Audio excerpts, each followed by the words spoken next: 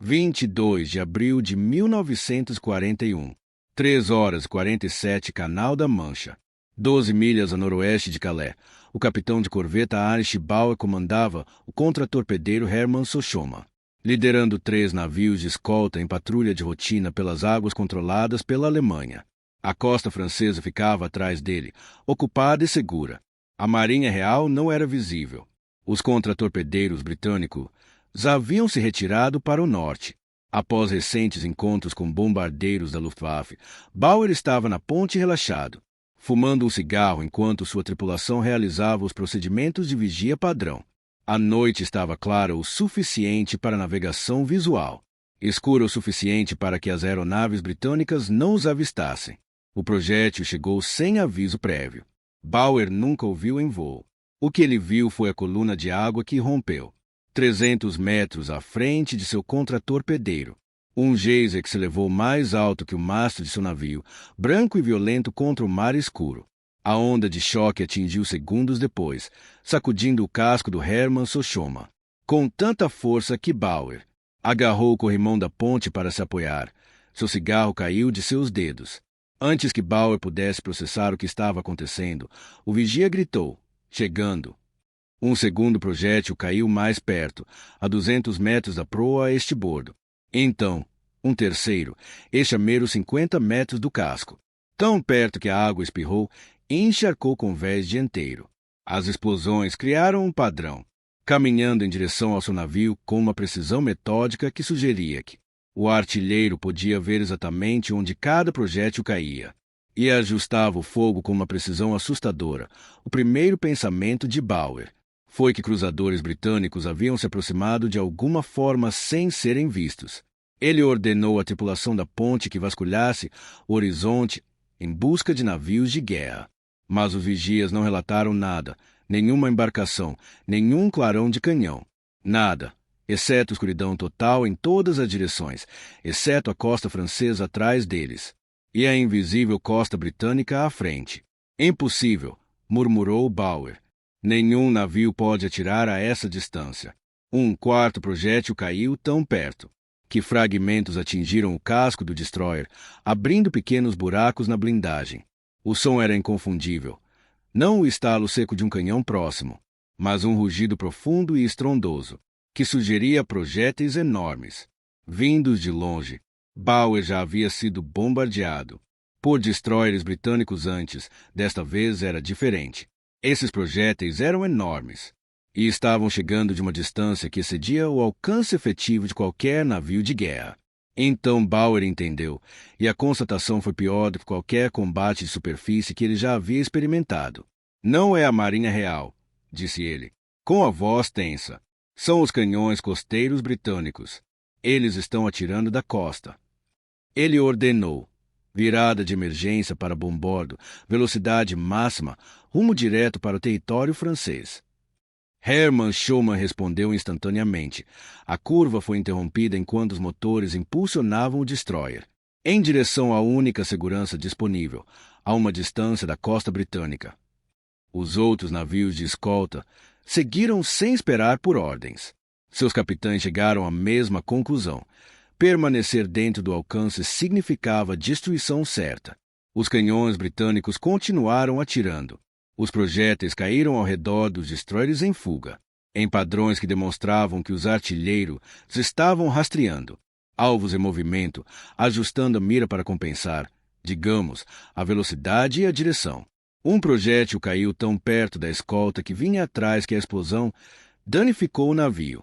O leme da embarcação forçou-a a reduzir a velocidade enquanto a tripulação fazia reparos de emergência. Bauer queria ajudar, mas permanecer dentro do alcance teria custado caro para ambos os navios. Ele continuou navegando, odiando-se por abandonar a embarcação danificada, mas compreendendo que as baterias costeiras destruíam navios que permaneciam dentro do alcance. O bombardeio cessou quando Hermann Schumann cruzou uma linha invisível, que marcava o alcance máximo efetivo calculado pelo navegador de Bauer. Eles haviam fugido 17 milhas da costa britânica antes que os canhões cessassem fogo. 17 milhas. A maioria dos canhões navais alemães não conseguia atingir alvos com precisão além de 12 milhas. Os britânicos estavam atirando de posições que nem sequer conseguiam ver, atingindo alvos com projéteis que pesavam mais do que um homem, demonstrando um controle de fogo que parecia impossível para canhões montados em terra. A escolta danificada retornou mancando 3 horas depois, com uma leve inclinação, relatando 2 mortos e 5 feridos por estilhaços. O relatório do capitão foi breve. As baterias costeiras britânicas disparam como navios de guerra. Não podemos operar dentro do alcance deles, não podemos revidar. Eles podem nos ver e nós não podemos vê-los. Bauer apresentou seu relatório de incidente, com uma avaliação honesta que contradizia a doutrina da marinha alemã. As defesas costeiras britânicas representam uma ameaça maior às operações de superfície do que as forças de contratorpedeiros da marinha real. Os canhões disparam de posições além do nosso alcance efetivo de engajamento, com uma precisão que sugere sistemas avançados de controle de fogo. Navios de superfície alemães não podem suprimir essas baterias. Operações a menos de 32 quilômetros da costa britânica não são mais viáveis, a menos que essas posições sejam neutralizadas por meio de ataque aéreo. A resposta do Comando Naval Alemão chegou em 48 horas. Evite as águas costeiras britânicas, exceto quando absolutamente necessário. Exceto que as costas britânicas estavam protegidas por armas, que os destroyers alemães não conseguiam atingir efetivamente. Planeje as operações com base na suposição de que os canhões costeiros britânicos controlavam todas as aproximações ao seu território para o Korvettenkapitän Bauer e todos os oficiais navais alemães que receberam essa diretiva. A mensagem era clara: a Grã-Bretanha havia transformado seu litoral em uma arma. Mais perigosa do que sua frota, a costa fortaleza. A decisão da Grã-Bretanha de fortificar seu litoral com artilharia naval pesada surgiu de um cálculo estratégico que reconhecia que os navios de guerra eram móveis, mas vulneráveis, enquanto as posições costeiras eram fixas, mas quase invulneráveis. O conceito não era revolucionário. Fortificações costeiras protegiam portos e posições estratégicas há séculos. O que tornou a abordagem da Grã-Bretanha distinta foi a escala e a sofisticação das instalações. Combinadas com o calibre das armas implantadas, não faziam delas simples baterias defensivas, destinadas a deter pequenos ataques, mas sim sistemas de fortaleza, projetados para atingir navios de guerra à distância máxima, usando canhões recuperados de navios de guerra desativados e montados em posições onde não podiam ser afundados, não podiam ser manobrados e não podiam ser efetivamente suprimidos por nada, exceto bombardeio aéreo contínuo ou ataque terrestre. O programa acelerou praticamente após Dunkerque, quando a Grã-Bretanha reconheceu que a invasão era iminente, que a Marinha Real, por mais poderosa que fosse, não podia estar em todos os lugares simultaneamente. As baterias costeiras forneciam uma defesa que não dependia da disponibilidade de navios, que não podia ser desviada de sua posição por fintas ou diversões, e que criava zonas de perigo permanente onde os navios alemães operavam em risco constante. As armas instaladas variavam de canhões de 152 mm, 6 polegadas, adequados para enfrentar contra-torpedeiros, e navios mercantes a canhões navais de 381 mm, 15 polegadas, que podiam atingir navios de guerra a distâncias superiores a 32 km, 20 milhas. As maiores instalações utilizavam canhões removidos de navios de guerra sucateados ou danificados, armas projetadas para a guerra naval, mas adaptadas à defesa costeira, através da montagem em fortificações de concreto armado, com depósitos de munição em profundidade subterrânea e sistemas de controle de tiro, alojados em instalações à prova de bombas. Dover tornou-se a posição mais fortemente fortificada, de frente para a França ocupada pelos alemães, na parte mais estreita do Canal da Mancha. As baterias ali incluíam canhões de 356 mm, 14 polegadas, apelidados de Vigny e Poe por suas tripulações, capazes de disparar projéteis pesando quase 6 quilos, 13 libras, através de 37 quilômetros, 23 milhas, de água. Esses canhões atingiram posições alemãs na costa francesa em duelos de artilharia, que se tornaram rotina ao longo de 1940 e 1941, com baterias britânicas e alemãs, trocando tiros através do canal em batalhas que alcançaram resultados táticos limitados, mas demonstraram que a Grã-Bretanha controlava suas próprias águas. Absolutamente. A bateria de Saint Margaret montava canhões de 15 polegadas, as mesmas armas usadas nos navios de guerra da classe Queen Elizabeth. Em posições com vista para o Estreito de Dover, esses canhões podiam atingir qualquer embarcação que tentasse usar o canal, criando uma zona onde navios de superfície alemães operavam com extremo risco, independentemente da presença da Marinha Real. A instalação incluía paióis subterrâneos, instalações de geração de energia e acomodações para tripulações, que somavam mais de 200 homens por bateria. Portsmouth, Plymouth, Scapa Flow e dezenas de posições menores receberam um tratamento semelhante, embora tipicamente com armas de calibre menor, apropriadas às ameaças locais. O resultado foi um sistema defensivo que se estendia por toda a costa britânica, com campos de tiro sobrepostos que garantiam que qualquer embarcação alemã que se aproximasse das águas britânicas seria detectados e engajados, muito antes de atingir o alcance efetivo de suas próprias armas. Os sistemas de controle de tiro representavam o elemento mais sofisticado da instalação. A Grã-Bretanha havia desenvolvido equipamentos avançados de telemetria óptica durante a Primeira Guerra Mundial, e esses sistemas foram refinados e expandidos para a defesa costeira. Postos de observação posicionados ao longo da costa forneciam cobertura sobreposta, usando triangulação para determinar as posições dos alvos com precisão que permitia acertos no primeiro disparo. Em alcances extremos, os dados eram transmitidos para salas de potagem, onde os oficiais de controle de tiro calculavam as trajetórias, corrigiam o vento e as condições climáticas e direcionavam os canhões para engajar os alvos. Os próprios artilheiros não conseguiam enxergar. No final de 1940, a Grã-Bretanha estava instalando sistemas de radar iniciais nas principais baterias costeiras, fornecendo capacidade de detecção em quaisquer condições climáticas, o que tornou as instalações ainda mais perigosas. Os navios alemães descobriram que não podiam usar a escuridão ou a baixa visibilidade para evitar a detecção.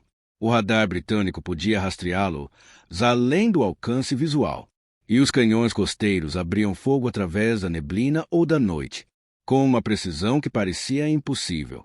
O impacto psicológico nas operações navais alemãs foi substancial. Acostumados a enfrentar navios inimigos em situações onde ambos os lados tinham capacidades aproximadamente equivalentes, os alemães se viram confrontados com armas que não conseguiam combater. Um destroyer podia desviar de torpedos, evadir bombardeiros de mergulho e até mesmo fugir de navios de guerra maiores, mas as baterias costeiras eram fixas, tinham munição limitada em comparação com os navios e não podiam ser afundadas. A única defesa era permanecer além do alcance das baterias costeiras, o que significava abandonar grandes áreas de água ao controle britânico. A Operação Leões Marinho era uma matemática impossível.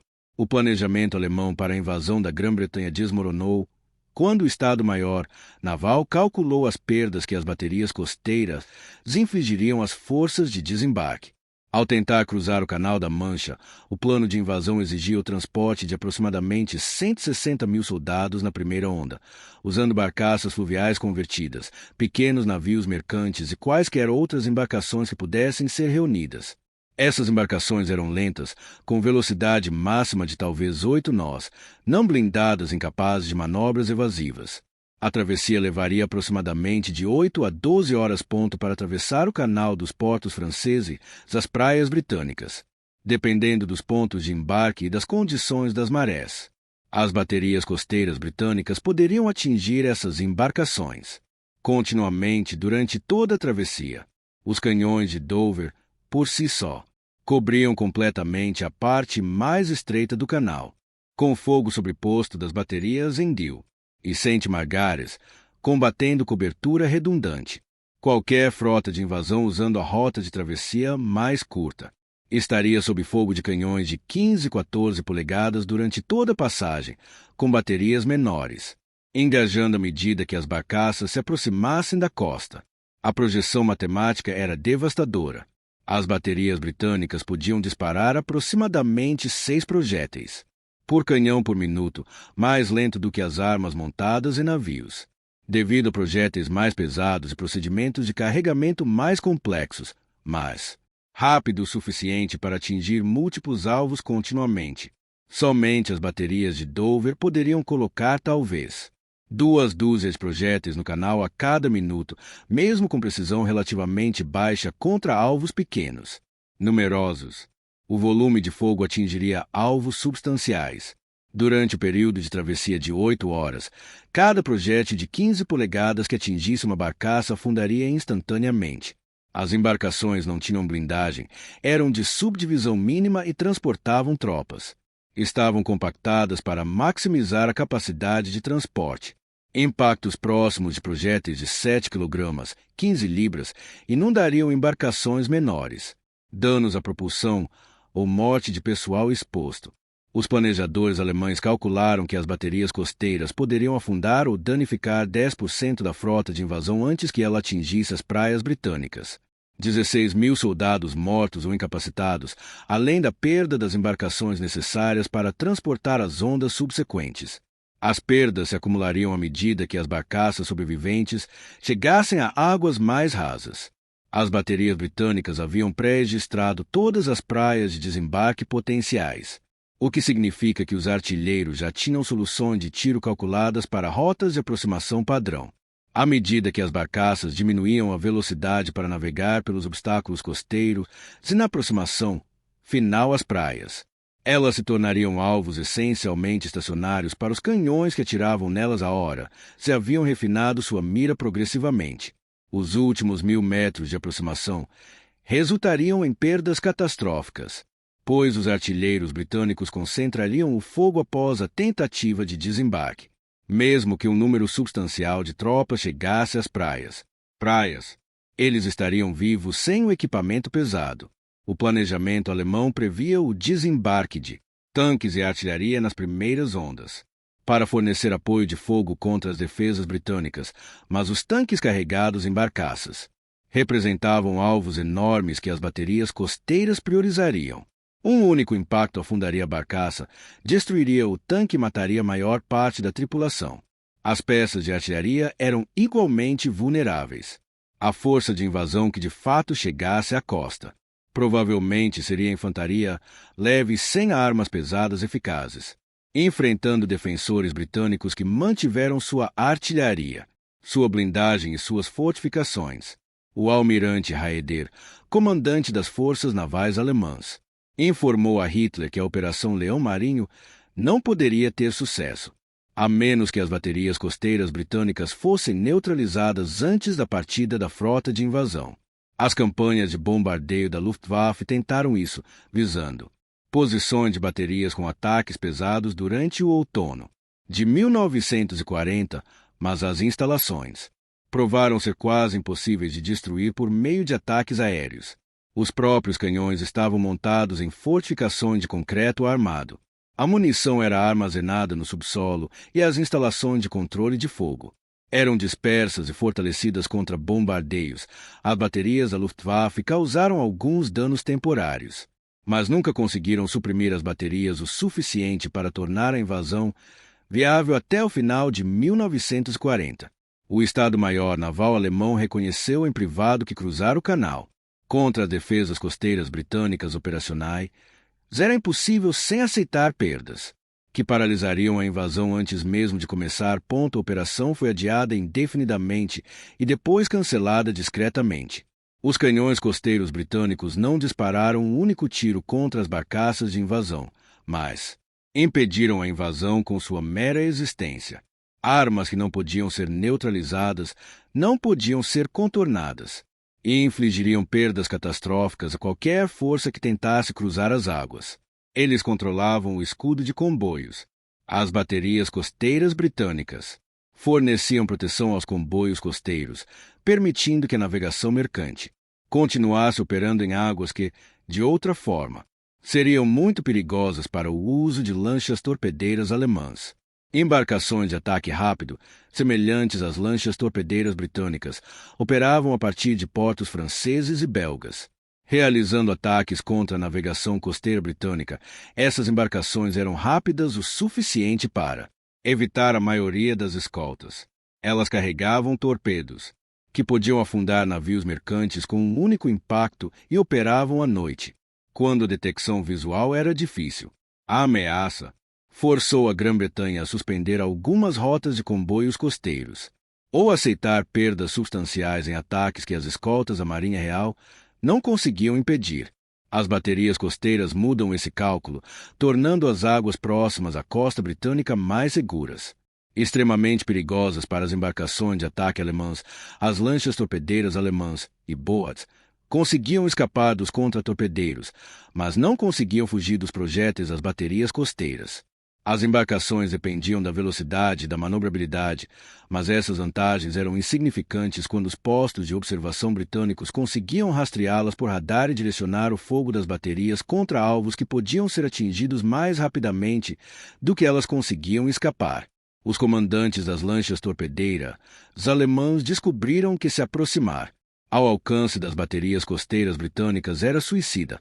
As baterias abriam fogo, enquanto as embarcações de ataque ainda estavam a quilômetros de distância dos alvos dos comboios, forçando-as a desviar dos projéteis em vez de realizar ataques.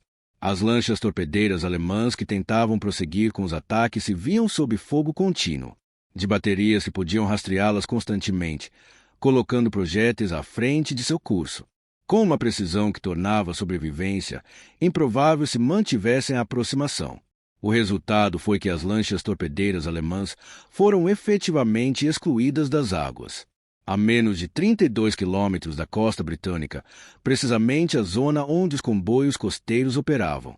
Navios mercantes podiam navegar ao longo da costa britânica com escolta mínima, sabendo que as embarcações de ataque alemãs não conseguiam se aproximar, sem serem alvejados por baterias que tornavam tais aproximações suicidas. Comboios que teriam exigido escolta substancial de contra-torpedeiro em mar aberto podiam operar com proteção mínima em águas costeiras, liberando esses contra-torpedeiros para outras missões. As estatísticas de tonelagem documentaram isso. O valor da proteção aos comboios costeiros em 1941 e 1942 sofreram muito menos perdas do que comboios equivalentes em mar aberto ou em áreas além do alcance da bateria costeira. Os barcos alemães U-boats se concentraram seus ataques a comboios operando em águas onde os canhões costeiros britânicos não conseguiam fornecer cobertura, aceitando que as águas dentro do alcance das baterias estavam efetivamente fechadas a ataque de superfície. A barreira invisível criada pela artilharia costeira britânica salvou milhares de toneladas de navios e permitiu que a Grã-Bretanha mantivesse o comércio costeiro. Apesar do controle alemão dos portos continentais do outro lado do Canal da Mancha, o efeito duradouro.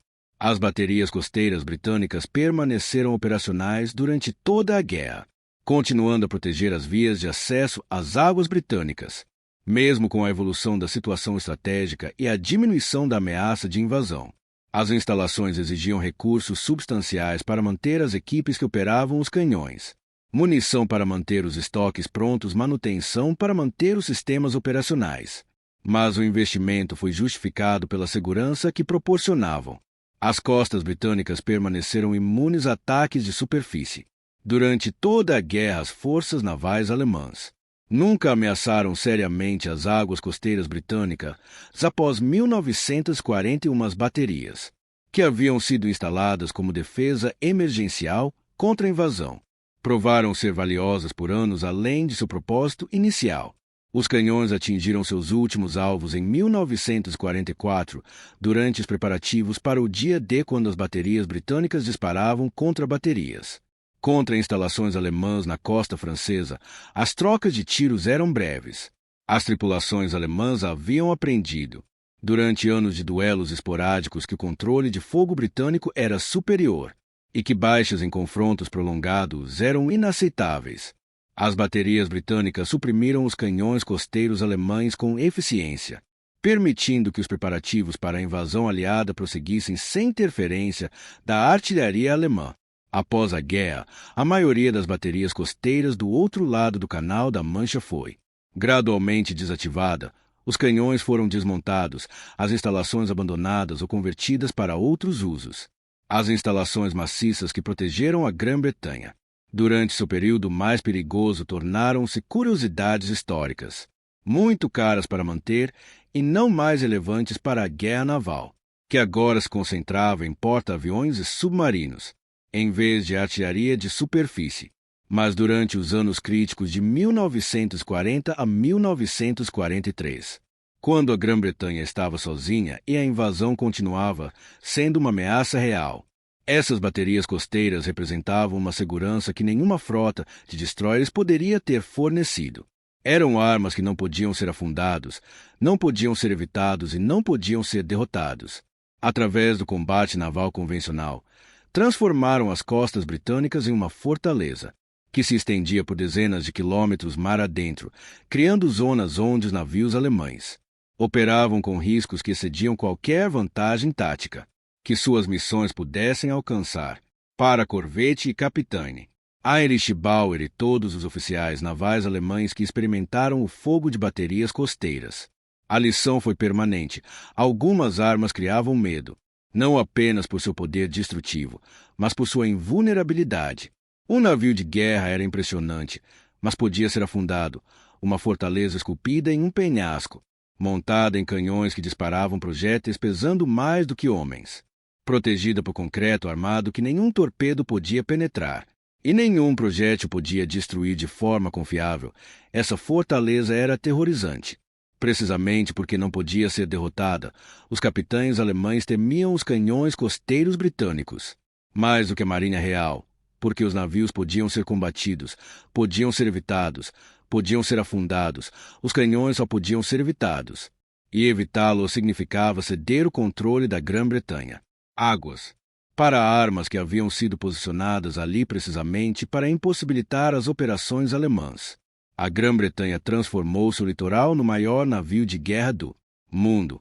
Um que não podia se mover, não podia ser afundado, disparava projéteis de posições que os destroyers alemães não conseguiam atingir efetivamente.